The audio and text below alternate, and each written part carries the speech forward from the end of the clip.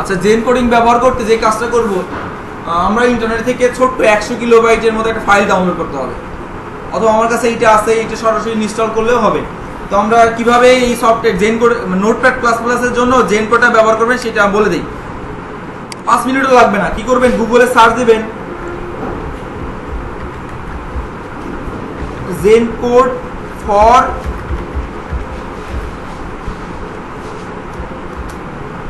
Notepad plus plus.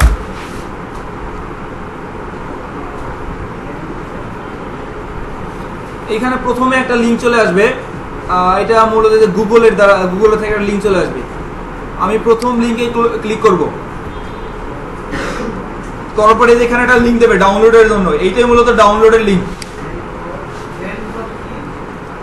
Sir বলবো একটু অপেক্ষা করুন। ইনস্টল হয়ে গেছে, সরি ডাউনলোড হয়ে গেছে। এবার আমরা এটাকে এক্সট্রাক্ট করব ইনস্টল করার জন্য। এটা সব কিন্তু ক্যাপচার হচ্ছে, আপনারা বাসায় এইভাবেই দেখতে পারবেন ভিডিওর মতো, ঠিক আছে? আচ্ছা, এখানে দুইটা ফাইল পাবো। এখানে বলা আছে রিডমি ফাইল, কিভাবে এই প্লাগইনটা ইনস্টল করব। এখানে বলা আছে এই ফাইলগুলো কপি করতে হবে প্লাগইন ফোল্ডারে। আমরা প্র্যাকটিক্যালি দেখি, এই যে দুইটা ফাইল, আমি কন্ট্রোল প্রেস করে দুইটা ফাইল কপি করলাম। কপি করে আমাকে সি ড্রাইভে যেতে হবে, যেখানে নোটপ্যাড প্লাস প্লাস ইনস্টল করা আছে। তারপরে 32 ফোল্ডার প্রোগ্রাম ফাইলে। আপনাদের অনেকে যদি এই ফোল্ডার এই ব্র্যাকেটের ভিতরে x86 না থাকে, তাহলে সরাসরি প্রোগ্রাম ফাইলে চলে যাবেন। তারপরে এখানে খুঁজবেন নোটপ্যাড কোনটা প্লাস প্লাস ফোল্ডার কোনটা আছে। এই যে নোটপ্যাড প্লাস প্লাস ফোল্ডার আছে। তারপর এখান থেকে প্লাগইন ফোল্ডার, এখানে এসে পেস্ট করে দিতে হবে। পেস্ট হয়ে যাওয়ার পরে কি করতে হবে, দ্বিতীয় কাজ হলো এই নোটপ্যাডটা রিস্টার্ট দেওয়া। কিভাবে, ফাইল থেকে এক্সিট, বন্ধ হয়ে যাবে। এটা হলো আদর্শভাবে বন্ধ হওয়া কোন ফাইল, কোন প্রোগ্রাম। তারপরে আমরা আবার নোটপ্যাডটা ওপেন করব। ডেস্কটপে আছে নোটপ্যাড, তাহলে এখান থেকে ওপেন করি। বাস, এইখানে দেখেন জেন কোড একটা অপশন চলে আসবে। এখানে ক্লিক করলাম, দেখতে পাবো এক্সপ্যান্ড অ্যাব্রিভিয়েশন। কন্ট্রোল ই চাপলে অ্যাব্রিভিয়েশনটা এক্সপ্যান্ড হবে। দেখি এখন সেই কিভাবে কাজ করে এবং জেন কোড আসলে কি এখনই বুঝতে পারবো। দেখেন আমাদের গতকাল স্যার এই লাইনগুলো আপনারা লিখছেন, পুরো লাইনটার একটা স্ট্রাকচার আছে। HTML এর স্ট্রাকচারটা কি, HTML এর পুরো HTML এর ভেতরে হেড, তারপর কি বডি। এটা কিন্তু প্রত্যেক HTML পেজ লিখতে আমাদের ব্যবহার করতে হবে। অংশ লিখতে হবে না, হেড লিখতে হবে এবং বডি লিখতে হবে, এবং পুরো হেড বডি কি HTML দ্বারা আবরণ করে দিতে হবে। তো এই কাজটাই শর্টকাটে জেন কোডিং করে দেবে। এটা না, আরো অনেক কাজ। তো আমরা যদি HTML, এটা কি বলে, ক্লোন লিখে 5 লিখি, অর্থাৎ ওই যে স্যার ডক টাইপ লিখেছিল না, এবং কন্ট্রোল ই প্রেস করি, দেখেন কি হয়ে গেল, অনেকগুলো লেখা চলে আসছে না। আমার অনেক কাজ কিন্তু কি করে দিয়েছে, সহজ করে দিয়েছে। এটাই হলো জেন কোডিং। আরো অনেক কিছু আছে, ধীরে ধীরে আমরা শিখবো। তাহলে এটা হলো আদর্শ একটা HTML এর স্ট্রাকচার। এটাকে বলা হয় HTML লেআউট, ইন্টারনাল লেআউট, যেটা কোডের ভিতরে দেখা যায়, ব্রাউজারে দেখা যায় না। ব্রাউজারে এখন লিখলে কি হবে, ফাঁকা, কারণ কি বডির ভিতরে কিছু লেখা নাই। আচ্ছা, এখন HTML এর ভিতরে এই যে টাইটেল ট্যাগ দেখেছেন না, HTML এর ভিতরে টাইটেল ট্যাগে তো সবাই দেখেছেন। আচ্ছা, আমরা এই হেড ট্যাগের ভিতরে কি লিখেছিলাম, টাইটেল লিখতে হয়। আচ্ছা, হেড ট্যাগের ভিতরে টাইটেল লিখতে হয়। এখন এই টাইটেল ট্যাগটা কি, এবং হেডের ভিতরে মূলত আদর্শ নিয়ম লেখা। এই টাইটেল ট্যাগ অন্য জায়গায় লিখলেও কাজ হবে, কিন্তু আদর্শ হলো হেড ট্যাগের ভিতরে লেখা। আচ্ছা, আমরা যদি কোনো একটা ব্রাউজারে, এই যেখানে লেখা আছে, আমাদের তো অলরেডি শিখেছে টাইটেল ট্যাগের ব্যবহার। এই যে ব্রাউজারের ট্যাবের উপরে যে লেখাটি মূলত থাকে, HTML পেজের ভেতরে আমি কোনো লেখা লিখলে ওই লেখাটি এইখানে শো করাবো। সেই লেখাটি লিখতে হবে আমার কোথায়, এই টাইটেল ট্যাগের ভেতরে। দেখি এখানে তো স্যার আমাদেরকে শিখিয়েছে সেই জিনিসটা। এই যে টাইটেল ট্যাগ, আপনারা কেউ কেন বলতে পারলেন না? কারণ আপনার বাসায় গিয়ে অপারগতাটা তো স্বীকার করে, আপনার বাসায় গিয়ে কি করেননি, প্র্যাকটিস করেননি, যার কারণে বলতেও পারতেছেন। এটা কিন্তু আগামী ক্লাসে হলে হবে না। আমরা চাই যে না আপনারা কিছু শিখে যান। আর যদি মনে করেন যে না আসা যাওয়া, তাহলে লাভ হবে না। আচ্ছা, তাহলে হেডের ভিতরে স্যার আমাদের শিখিয়েছে হেডের ভিতরে কি লিখতে হবে, টাইটেল ট্যাগ। তাহলে আমরা এই হেডের ভিতরে টাইটেল ট্যাগে যেই জিনিসটা লিখবো, এটা কি ডিওআইডি না টিটিসি? স্যার ডিওআইডি। ডিওআইডি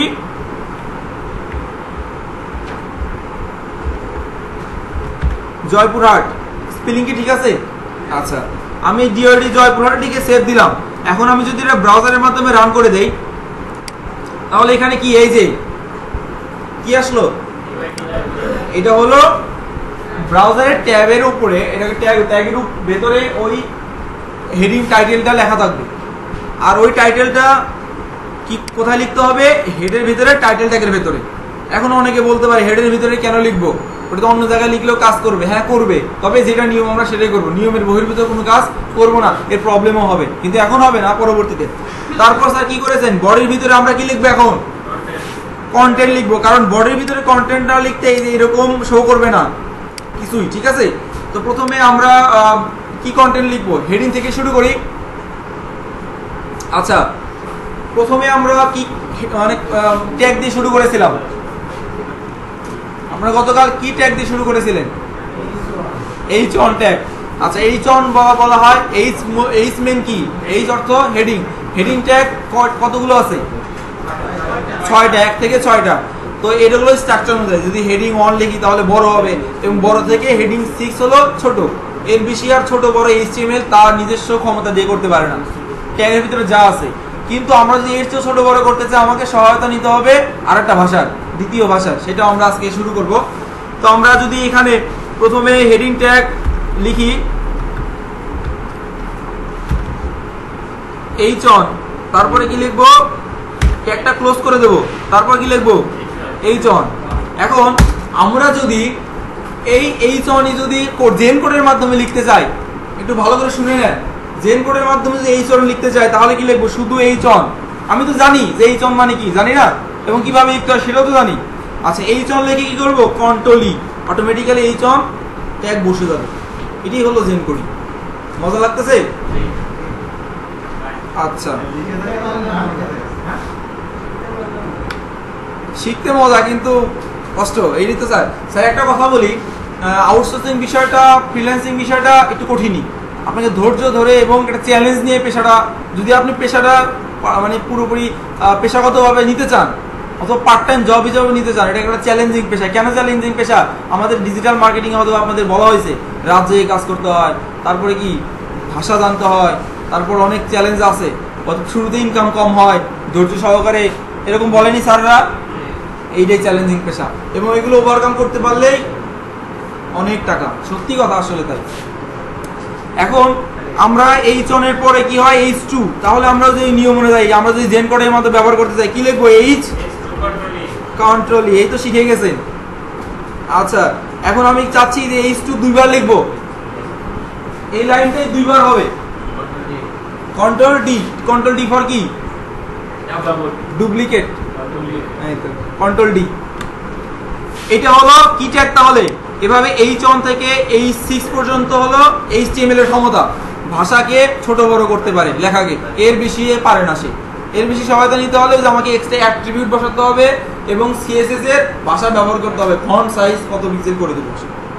আচ্ছা, তাহলে আমরা H1 এর ভেতরে লিখলাম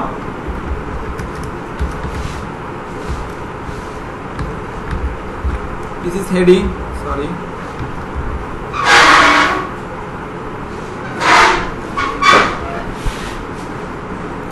এখন আমরা আরেকটা ট্যাগের ব্যবহার শিখেছি। হেডিং এর পরপরই একটা ট্যাগ আপনাদেরকে শেখানো হয়েছে, সেটা কি স্যার? কি শিখেছে বলেন? কি ট্যাগ? প্যারাগ্রাফ।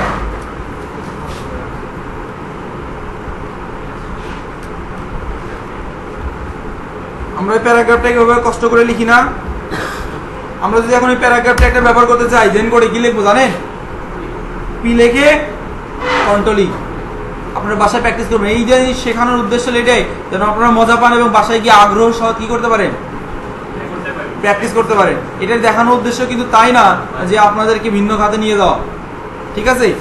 আচ্ছা, তাহলে দি স্যার, এটা আমার ভিডিও রেকর্ডিং হচ্ছে স্যার, আপনারা যদি প্র্যাকটিক্যাল করতে চান বাসায় গিয়ে প্র্যাকটিস করতে পারেন, এভাবে দেখে দেখে, এর জন্য পরিশ্রম করতে হবে। তাহলে এখন আমরা প্যারাগ্রাফ লিখতে কিন্তু অনেক বেশ কয়েকটা লাইন লিখতে হবে। আমরা এই কয়েকটা লাইন যদি না লিখতে চাই, আমরা ইন্টারনেট থেকে কিছু ডামি টেক্সট পাওয়া যায়, মানে প্রোগ্রামাররা সেটাই ব্যবহার করে। আমরা এই কাজটা কিভাবে করব? গুগলে গিয়ে লিখবো ডামি টেক্সট,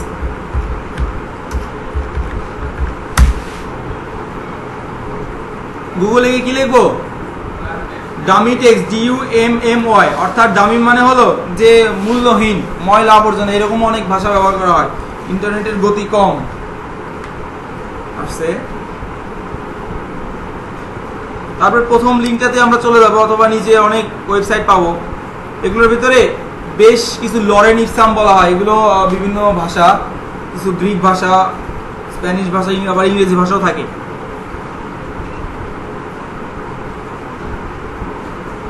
এই যে অনেকগুলো টেক্সট পাইছি, আমার লেখা আমি ডাবল ক্লিক করবো, ট্রিপল একসাথে ক্লিক করলে অল মার্ক হয়ে যায়, একসাথে 3টা ক্লিক করতে হয়। তার প্যারাগ্রাফে লিখে নিলাম। এখন এই যে লাইন উপর একদম চলে গেছে, এই সমস্যার সমাধান করতে হয় কিভাবে আপনি কি জানেন? ভিউ থেকে ওয়ার্ড র্যাপ। আমরা যদি ভিউ থেকে নিচে যে ওয়ার্ড র্যাপ যদি করে দেই, আমার এই সব লেখাগুলো একটা মার্জিনের ভিতরে চলে আসবে, লাইনের বাইরে চলে যাবে না। ভিউ থেকে ওয়ার্ড র্যাপ রেকর্ড আছে, আপনারা এসে প্র্যাকটিস করে নেবেন অবশ্যই। তো আমার এখন কি হলো, একটা মোটামুটি, এবার আমি ওয়েব পেজে গিয়ে রিলোড দেবো এবং দেখবো যে আমার HTML পেজটা কেমন হলো। এটা একটা উপরটা কি হেডিং আর এটা প্যারাগ্রাফ। আচ্ছা, তারপরে আমাদের স্যার কি শিখিয়েছিল? Anchor text, anchor link. আচ্ছা, অ্যাঙ্কর লিঙ্ক, প্যারাগ্রাফ, এগুলোর ভেতরে বোল্ড ইটালি, এগুলো তো আপনারা করতে পারবেন, এগুলো আর নতুন করে দেখানোর দরকার নাই। অ্যাঙ্কর লিঙ্ক আমরা করব, তার আগে আমরা আরেকটা জিনিস লিখে নেই, সেটা হলো যে ULLI এর তো ব্যবহার শিখেছেন, এটা কি দেখানো দরকার আছে? হ্যাঁ, আনঅর্ডার লিস্ট, অর্ডার লিস্ট দেখানো দরকার আছে?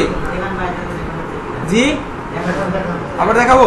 আচ্ছা, এগুলো হলো লিস্ট আইটেম, এই list tag, HTML list tag বলা হয়, যে আমরা HTML ভাষা দিয়ে কিভাবে লিস্ট লিখবো, একের পর এক পরে পরে লিস্ট লিখবো। এর জন্য আমাদেরকে যা শিখতে হবে, 3টা ট্যাগের নাম, একটা হলো OL, একটা হলো UL, আর একটা হলো LI। এখন UL তে কি বোঝায়? আনঅর্ডার লিস্ট, OL তে অর্ডার লিস্ট, আর LI তে লিস্ট আইটেম। মানে এই লিস্ট আইটেমগুলো কিভাবে থাকবে, অর্ডারলি থাকবে না আনঅর্ডারলি থাকবে। যদি আমি অর্ডার ট্যাগের ভেতরে এই লিস্ট আইটেমগুলো বসায় দেই, তাহলে অর্ডারলি থাকবে, একের পর 2, তারপর 3। আর যে আনঅর্ডারের ভিতর দিয়ে দিই, তাহলে কোনো অর্ডার থাকবে না। আমাকে স্পেশালি অর্ডার যদি দিয়ে দিই, তাহলে অর্ডারলি থাকবে। তাই জাস্ট সিম্পলি দেখা দিই। একটা হলো UL,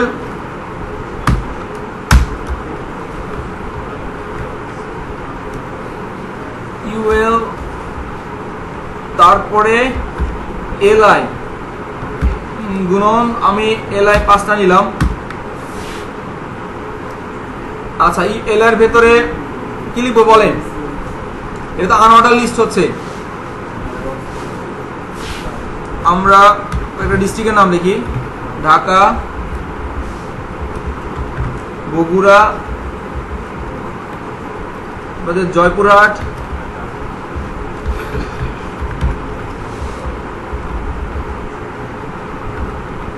নাটোর,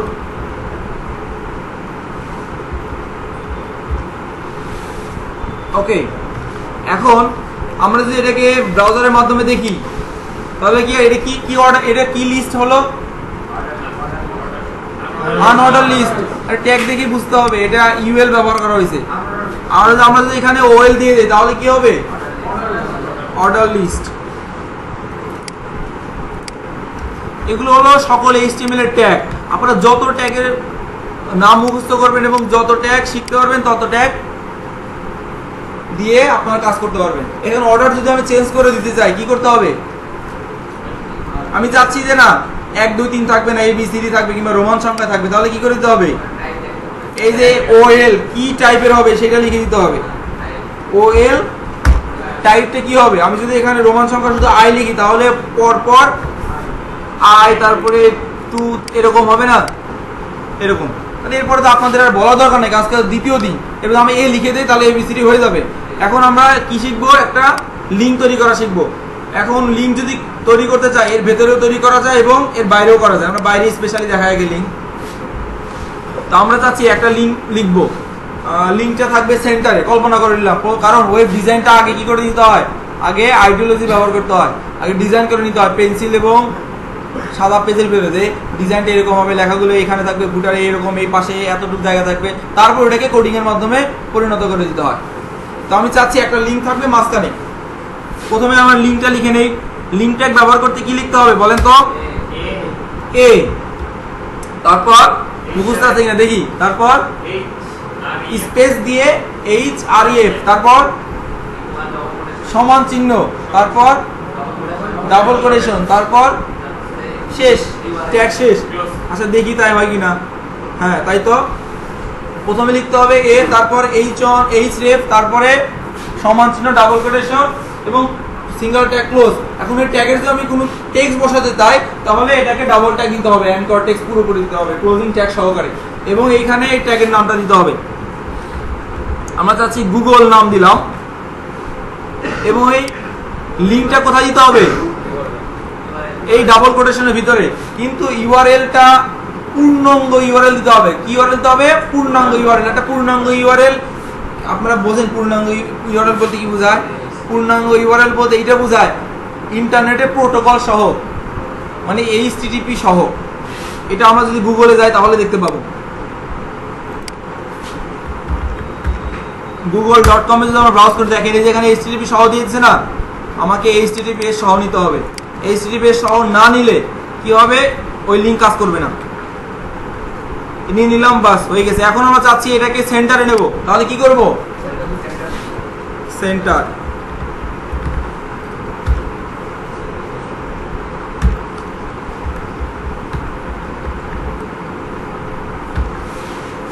এবার দেখি পেজ রিলোড দিয়ে হয়ে গেছে। আচ্ছা এখন যদি এখানে ক্লিক করি কি হবে? আমাকে গুগলে নিয়ে যাবে, তাই না? আচ্ছা আমি চাচ্ছি এইখানে ক্লিক করলে অন্য একটা ট্যাবের মাধ্যমে গুগলে নিয়ে যাবে, তাহলে কি করতে হবে? অ্যাক্টিভিটি দিতে হবে। অ্যাক্টিভিটির নাম বলেন। এই অ্যাক্টিভিটিটা কোথায় নিতে হবে? টার্গেট, তারপরে কি? আন্ডারস্কোর। কি লিখতে হবে? টার্গেট ইজিক্যাল টু ডাবল কোটেশনের ভেতরে লিখতে হবে কি? ব্ল্যাঙ্ক। এবার যদি আমরা রিলোড দিই তাহলে ওই কাজটি হবে। ক্লিক করলে অন্য একটা ট্যাবের মাধ্যমে আমাদের গুগল ওপেন হবে। তো HTML এর আসলে এইটাই, সকল কিছু হলো ট্যাগের ব্যবহার। আমরা যে ট্যাগগুলো শিখবো সেই ট্যাগগুলো কিভাবে ব্যবহার করতে হয় সেই জিনিসটা শিখবো, আমরা HTML ব্যবহার করতে পারবো। আর আপনাদের এসেনশিয়াল যদি আপনারা হাতে গুনে 15 থেকে 20টা ট্যাগ যদি মুখস্থ রাখেন এবং এর ব্যবহার জানেন, আপনাদের ডিজাইনিং করতে আর কিছু লাগবে না, শুধু বেশি বেশি লাগবে CSS। তো আমরা 30 মিনিট শেষ। আমি সময় নিয়েছিলাম 10:30 রিভিউ করার জন্য। মোটামুটি রিভিউ তো হয়ে গেছে। আপনারা কি গতকালের HTML ভাষা আজকে বুঝতে পেরেছেন? বাসায় গিয়ে এরকম জাস্ট এতটুকু কাজ আপনারা বাসায় গিয়ে একা একা করতে পারবেন। HTML মূলত বোঝা আর এই মার্কআপ ল্যাঙ্গুয়েজটা এটাই, শুধু স্ট্রাকচারে দেখা যাবে। এটা ডিজাইন করতে এখন CSS লাগবে, এবং আমি কোনটা কোন পাশে রাখবো, কি করব। ছবি তো আনতে পারবেন, ছবি আনতে পারবেন না, শেষ। এটাই যেহেতু আমাদের স্যার দেখাইছিল মেইনলি। ছবি আনতে কি করতে হবে? কি ট্যাগের ব্যবহার? ইমেজ ট্যাগ ব্যবহার করতে হবে। ইমেজ ট্যাগ ব্যবহার করতে কি লিখতে হবে? ম্যানুয়ালি লিখি প্রথমে, তারপর আমরা অটোমেটিক ব্যবহার করব। একটা সিঙ্গেল ট্যাগ নিলাম, ক্লোজিং দিলাম, IMG, তারপর কি লিখতে হবে? SRC, সোর্স, সমান চিহ্ন দিয়ে ডাবল কোটেশন। তারপর কি করতে হবে? এটার আপাতত দরকার নাই। যদি আমি এর সময় মানে বড় ছবি নেই, একটা মাপে বানাতে চাই যে বড় হয়ে গেল, এটাকে আমি একটা ছোট করবো সাইজে, তখন আমাকে হাইট উইডথ দিয়ে দিতে হবে। এটাতে অ্যাট্রিবিউট বলা হয়। তো আমরা আগে সোর্সের ভেতরে কি লিখবো? এই ইমেজটা আমাদের এই পেজেতে আসবে, কোথায় থেকে আসবে? এই ফাইলটা কোথায় আছে? ডেস্কটপের একটা ফোল্ডারের ভেতরে, তাই না? ডেস্কটপের day2 ফোল্ডারের ভেতরে। আমাকে day2 ফোল্ডারে রাখলে শুধু মানে ঘরের ভিতরে ফাইল থাকলে বেশি দূর থেকে খুঁজে আনতে হবে না, ঘর থেকে বের করে নিলে হয়ে যাবে। আমরা আপাতত সহজভাবে শিখবো।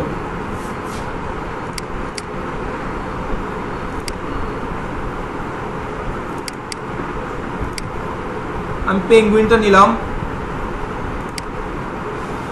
এটা কি জেপিজি ফাইল না PNG ফাইল? পেঙ্গুইন এটা জেপিজি ফাইল, অবশ্যই এক্সটেনশন তো শো করা আছে। জেপিজি অনেক সময় অনেক এক্সটেনশন শো করা, অনেক জায়গায় গিয়ে দেখি PNG। আচ্ছা এখন আমি এটা সহজ করার জন্য আমি ফাইলের নাম পরিবর্তন করে দেই তাহলে আমার লিখতে ওখানে সহজ হবে। ঠিক আছে। আর আমি এই পেজের যদি ফাইলটা মিসিং হয় তাহলে ওর একটা টেক্সট দেখাবে, ওই টেক্সটটাও তো আপনারা লিখতে জানেন, অল্টারনেটিভ টেক্সট, এটা লিখে দিলে হবে।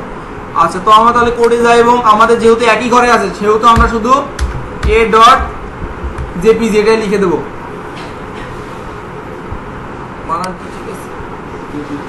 jpg a.jpg। আচ্ছা, এই যে এখানে একটা ভুল হয়েছে, আমাকে কি দেখাচ্ছে, ইরর দেখাচ্ছে সেন্টেন্স। আচ্ছা, তাহলে আমরা এবার গিয়ে পেজে গিয়ে দেখি ছবিটা আসছে নাকি। ছবি আসছে। এবার আমরা যদি এটাকে ছোট বড় করতে চাই HTML এর মাধ্যমে, তাহলে কি করতে হবে জানেন? আমাদের যে কাজটা করতে হবে, HTML এর মাধ্যমে যে ছবিটাকে ছোট করতে চাই তাহলে অ্যাট্রিবিউট ব্যবহার করতে হবে। দুইটা অ্যাট্রিবিউট, একটা হলো হাইট অ্যাট্রিবিউট, একটা উইডথ অ্যাট্রিবিউট, দৈর্ঘ্য এবং প্রস্থ। তো প্রথমে প্রস্থ ব্যবহার করি,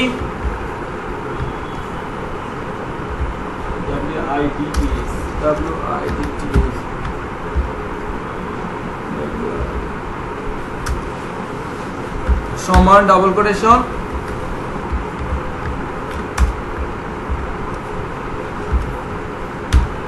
এবার আমি দুটো অ্যাট্রিবিউট ব্যবহার করলাম। এখন এটা সাইজ করে দেবো। আমি যদি এখানে 250 এবং 250 দিয়ে দেই,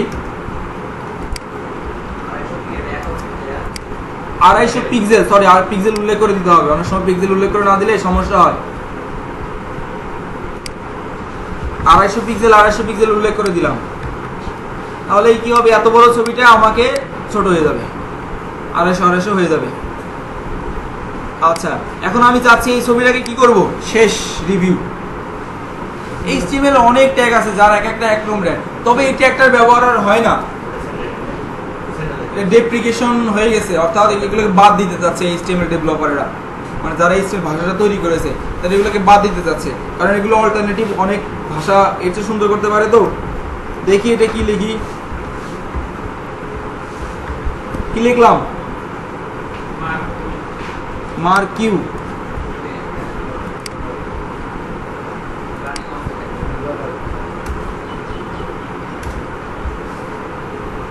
মার্কিউ ট্যাগ লিখলাম, দেখি মার্কিউ ট্যাগের মাধ্যমে কি হয়।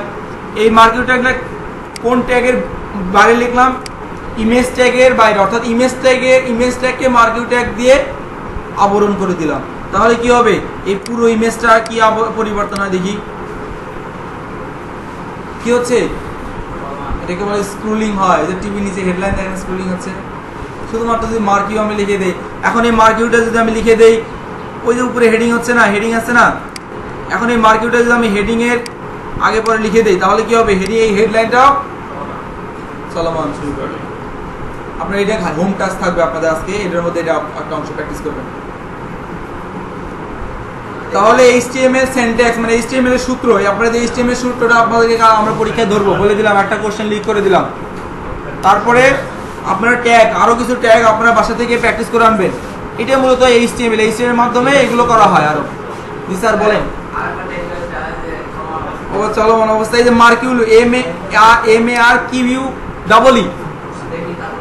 ও আচ্ছা আচ্ছা, দেখবেন স্যার, দেখেন, হ্যাঁ সব যাবে স্যার, এটা আপনার হোম টাস্ক দিয়ে দেবো। শুধু বাম দিকে এটা এমন হবে যে এই বাম দিকে বাড়ি খেয়ে আবার ডান দিকে যাবে, আবার মনে করেন ঢেবের মতো হবে, আবার আপনি যদি চান যে উপরে নিচে খালি ভাসমান হবে, লাফালাফি করবে, সেটাও হবে। CSS না, HTML অ্যাট্রিবিউট, মানে স্পেশাল কাজ করতে গেলে তাকে অ্যাট্রিবিউট দিতে হয়, ঠিক আছে। আচ্ছা, এটা হোম টাস্ক থাকবে সবার। এই যে কোশ্চেন হয়েছে ওনার দ্বারা চেষ্টা করবেন আপনারা গুগলে সার্চ দিয়ে মার্কিউয়ের ট্যাগের আরো কিছু ব্যবহার দেখি, কারণ মানে আপনাদেরকে ব্রেন খাটাতে হবে, ব্রেন না খাটালে হবে না, বুঝতে পেরেছেন। হয়তো আমরা আপনাকে পুরো 4 দিনে পুরো ডিজাইন শিখে দেওয়া সম্ভব না। আমরা কিন্তু এইগুলো কি একটা হিন্টস, ওই যে বইয়ের ভিতরে ইন্ডেক্স থাকে না, সূচিপত্র বলে যাবো, আপনারা অধ্যায় পুরো করে নেবেন, ঠিক আছে। এটা হলো HTML। তারপরে আমাদের CSS শেখাবেন। আমরা CSS HTML শেখানোর পরে আমরা এটা দিয়ে বেশি করব না, কারণ আমাদের যে শর্টকাট যেইটাতে শিখলে বেশি বেনিফিট, ওইটাই আমরা আপনাদের শেখাবো। মানে কোনো ল্যাঙ্গুয়েজ জানা না থাকলেও যেন আপনারা পূর্ণাঙ্গ, একদম পূর্ণাঙ্গ একটা ওয়েবসাইট তৈরি করতে পারেন, ওয়েব পেজও না, ওয়েবসাইট তৈরি করতে পারেন, এবং ডাইনামিক ওয়েবসাইট। ঠিক আছে, যে ওয়েবসাইট বানাইতে আপনার 20-25 হাজার টাকা খরচ হয় সেই ওয়েবসাইট যেন আপনারা বানাতে পারেন, আমরা সেই চেষ্টা আপনাদের করব। এইটা বর্তমানে সবচাইতে বেশি ডিমান্ডেবল।